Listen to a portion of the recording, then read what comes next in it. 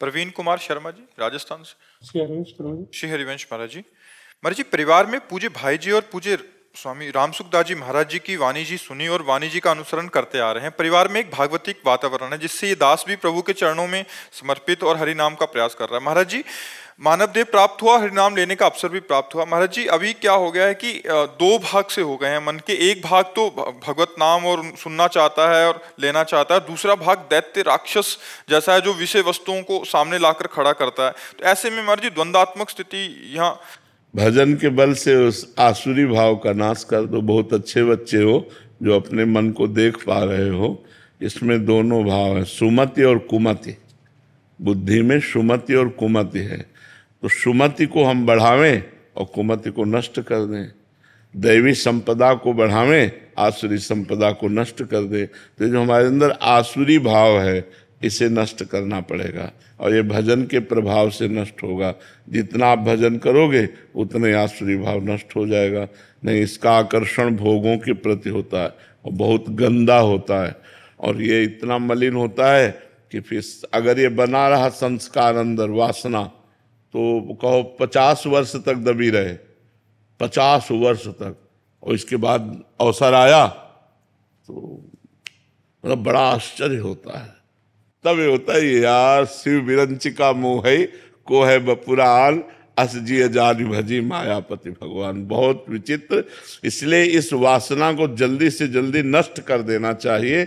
सत्संग के प्रभाव से, भजन के प्रभाव, अगर दबी रही तो वो है, और वो है तो कहीं ना कहीं, कभी ना कभी अगर संयोग बना तो नष्ट कर देगी। वो बहुत बुरी तरह नष्ट कर देगी।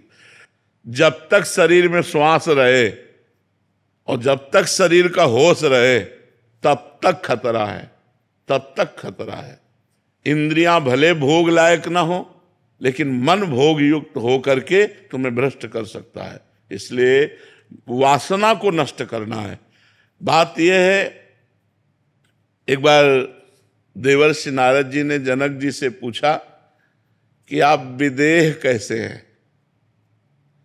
आपकी रानी हैं, आपके संतान हैं, राजपाट है, और आप विदेह स्थिति तो अवधूत महापुरुषों की होती है, शरीर का होश नहीं है। और ऐसी थी जनक जी की स्थिति। तो उनका आज आराम करो, कल सभा में बताएंगे, चर्चा करेंगे। आज तो आप आराम कीजिए।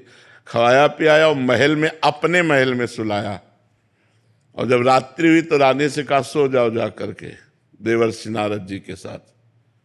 तो आज्ञा का पालन हुआ, तो गए। जब उन्होंने देखा कोई स्त्री आके सो, तो वो खसके दीवाल की तरफ, और तो और खसके। जब दीवाल मिली तो दीवाल की तरफ करवट करके वो कुछ बोले नहीं। थोड़ी देर में उठी चली गई हूँ। सुबह नारद जी गए और जनक जी से कहा कौन स्त्री को भेजा, क्योंकि आपके महल में आपकी आज्ञा के बिना स्त्री नहीं जाएगी। तो क्या हुआ महाराज? बोले मैं देखा कि स्त्री है तो खसक गए। फिर क्या हुआ? वो भी खसकी हमारी तरफ। फिर क्या हुआ? बोले दीवाल मिल गई तो दीवाल की तरफ मुंह करके लेट गए। बोले फिर मुझे शांति मिली। तो बोले स्त्री को दीवाल क्यों नहीं समझ लिया? दीवाल को दीवाल समझ लिया और स्त्री को स्त्री समझ लिया। यही गलती है। और मेरे में दीवाल और स्त्री में कोई फर्क नहीं है। विदेहराज जनक जी, सुखदेव जी के गुरु जी। तो स्थिति जो है वो हमें लगता है अगर जवानी में आ जाए तो बहुत बढ़िया बात है। अगर वो स्थिति ना आई और वासना बनी रही तो किसी भी अवस्था में वासना गिरा सकती है। तो वासना का नाश किए बिना उपासना परिपक्व नहीं होती। तो हमको ज्ञान के द्वारा, या फिर जैसे हम गृहस्थ में हैं तो हम ब्याह करें, संसार में जाएं नाम जप करते हुए, और उसको ज्ञान के द्वारा देखें कि आखिरकार इसमें जो आकर्षण है क्या सुख है। और जब आपको पता चला कोई सुख नहीं, तो गृहस्थ में रहते हुए भजन करके पापाचरण न करते हुए भगवान को प्राप्त हो गए। तो इसीलिए दो मार्ग बने। एक मार्ग में ज्ञान हुआ कि ये सब नाशवान संसार मुझे नहीं चाहिए, तो चलो विरक्त मार्ग। और एक में आकर्षण है, मिठास लग रहा संसार में, तो चलो गृहस्थ मार्ग। लेकिन दोनों को भगवत प्राप्ति के लिए ही मनुष्य शरीर मिला है। यद्यपि भोग से शांति प्राप्त नहीं होती, पर वो भगत है, वो विवेकवान है तो वो वैराग्य धारण करके आगे निकल जाएगा। जो गृहस्थी के भोगों को देखा फिर घृणा हो गई कि यार हम तो जो समझते थे वो है ही नहीं यहाँ, तो वो भजन में और लगा और निकल गया। और जो ज्ञान के द्वारा वैराग्य धारण करके एकांत सेवन करते हुए विरक्त भाव से भजन करके निकल गया, वो निकल गया। पर निकलना है पूरे जीवन सावधान रहना है। अगर पूरे जीवन में कहीं कोई अपने को सिद्ध मान कर, तो शिव विरंची का मोह है। औरों की तो बात जाने दो, इसलिए हर समय सनकादि ऋषि हरिशरणम रटते रहते हैं। तो वासना को अवसर न दिया जाए, वासना को धीरे धीरे नष्ट कर दिया जाए भजन बल से, तो ही बात बनेगी। मन से बचना है, संसार से थोड़ी बचना है।